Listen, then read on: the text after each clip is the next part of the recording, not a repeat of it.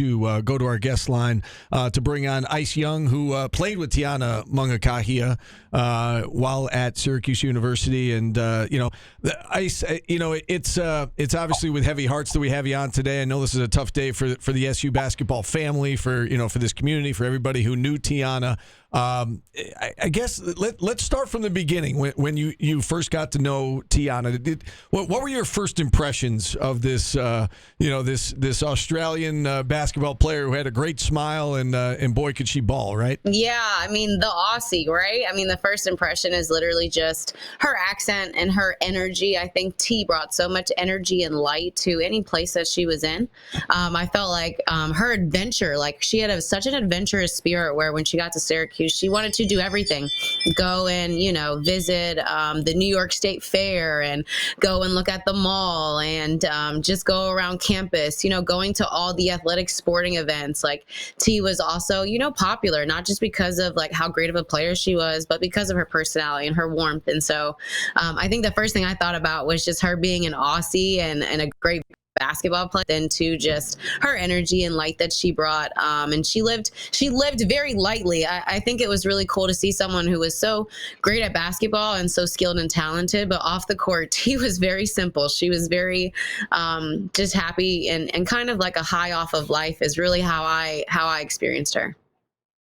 It's funny. We were looking back through old interviews that we did with her last night, and she was talking at one point about how she misses cereal from Australia. She said the cereal in America, it's so sugary and it doesn't taste right, and she misses going to the beach like she would back home. It seems like she was the type of person that really appreciated the little things in life and enjoyed life to the fullest. Is that accurate? 100%. I mean, you have to. T, before she got to Cuse, was at a JUCO, and so had played for a couple years in the JUCO, I believe in the middle of Kansas, and then came to Syracuse, right? Kind of in the middle of nowhere where it snows pretty much every day, and still had positive things to look at and to see. And again, like just the relationships I think she made too. So many fans had connected well with her. Obviously, our teammates, but staff. I felt like she was so well connected to Syracuse. It was a perfect place for her to go. She fit it so well.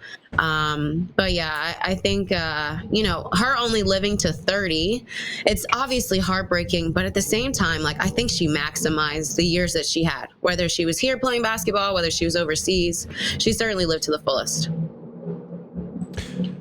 Take us back to the moment you found out that she had cancer. What do you remember? Kind of how you found out and what your initial reaction was. Back in what was it? The summer of her senior, going into her senior year. Do you remember kind of what you felt, what you were thinking when you found out she had cancer? Yeah, I do remember because I had finished my grad school and the grad program at Cuse and decided to move on. And so I remember being on Fordham's campus, which is where I had went after Syracuse, and hearing about it and just thinking, wow, I was just with her. We were just playing basketball. She is the point guard of a top 10 team in the country. And man, oh man, how is this happening? How was she her best self athletically, from an athletic standpoint, fast and strong and mature and on the court and like really peaking at this point of her career, and then for this to happen. And I just remember thinking like, I had just left Syracuse, so I think my thought was just like, almost probably grateful that I wasn't going to be able to see firsthand the change in her, her having to cut her hair off and, obviously the changes that her body went through. I think it would have broken my heart to see that in real time. And so I just remember staying connected to her, texting her and letting her know, like, we're here, we're praying for you. I think the Tough for T slogan that, Liv Cairo, who is the sports information director for our team, I remember it spreading like wildfire, and getting like T-shirts and wristbands and, just seeing it all over social media. But for me, it was just like, man, like I was just with this person. I literally just graduated. I just moved on, and she is not going to be playing basketball this next year like the rest of us. And so, yeah, it was definitely tough for me to comprehend, again, just seeing her at the best of her game and then understanding that this big roadblock has entered and, what is she going to do about it? And again, just her being so young and then far from home. I definitely remember thinking like, man, she's going through this and she is literally across the world, which means that her family and her home away from home is that much more important. And so I certainly know that she had a great support staff and a great family in Syracuse to help her get through the tough time. But it was definitely probably the first type of experience I've ever had where I've heard of anyone that is my age going through something as huge as this. And again, just to have been playing basketball with her a couple of months ago and then to now hear that she's going through chemo and radiation, et cetera, was definitely tough. I got to say, I absolutely admire her for the way that she handled it. And as you said, halfway around the world and dealing with devastating news and the positivity that she continued to carry with her. And again, that smile always being on her face and trying to get her story out, trying to help others and thinking of others while she was going through that. I feel like I definitely learned from her. Do you feel like you learned from her? I would, not just basketball, but off the court and kind of how she carried herself with grace during this whole thing. Do you feel like you took anything away from the way she lived her life?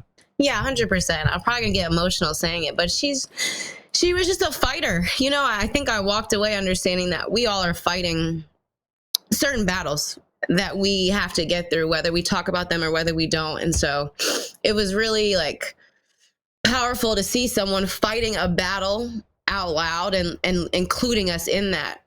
Even years later after she left Syracuse and then had let us know that her cancer had come back and that she had to fight again. If you followed her on TikTok or social media, you were seeing the videos that she was posting, with friends or going to treatment and she included us in her process. And we talk about, the power of social media all the time. I certainly think that she reached others who either were going through tough times or similar things, especially at a young age, and still maintaining this like happiness to her, not that she had a clock on her life, but that she really, really, really, truly like wanted to continue to be herself. And so I think what I learned from her was like, no matter what battles we face, I think the strength in fighting the battle is, can you do it as yourself? Can you still come as yourself every single day? And I think through social media and talking to T and the teammates that were around her when she first got diagnosed, she didn't stop living her life. She didn't stop going to events. She didn't stop hanging out with friends. She didn't stop having a good time. And then I was grateful to her for letting us in on her journey and letting us know maybe what some of those complicated conversations were like, that she was still doing treatment, but that the treatment had changed and, the difference in when she lost hair and then when she was able to grow it back. Like, I'm also just grateful to her for showing us the journey that she was going through. I can't imagine how tough that must have been. But she certainly let us know how she was getting through it and that her family was around. And so, yeah, I think I've learned from her that even when you're fighting the toughest battles, can you remain yourself? Can you remain resilient? And we know that T fought.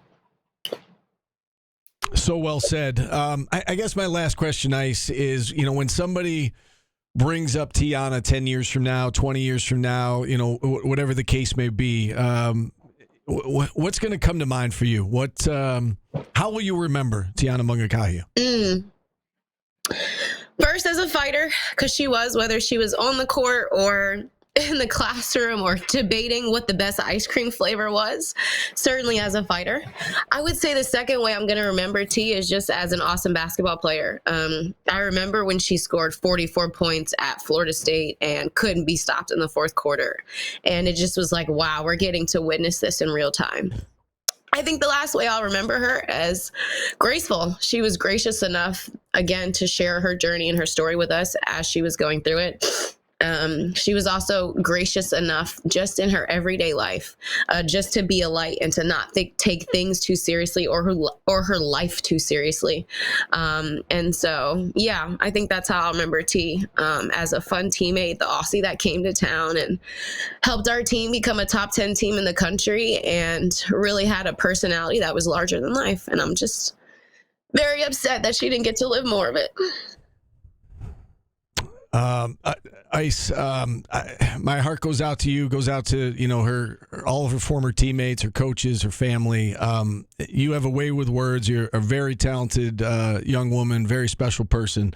We appreciate you finding a few minutes for us today on such a hard day. I love seeing you. I wish it was under better circumstances. We'll have to catch up soon, but be well, stay healthy, stay safe, and hopefully we'll talk again soon. Thanks, Steve. Thanks, guys. All right. Ice Young joining us here on the show. With that, we'll take our final timeout.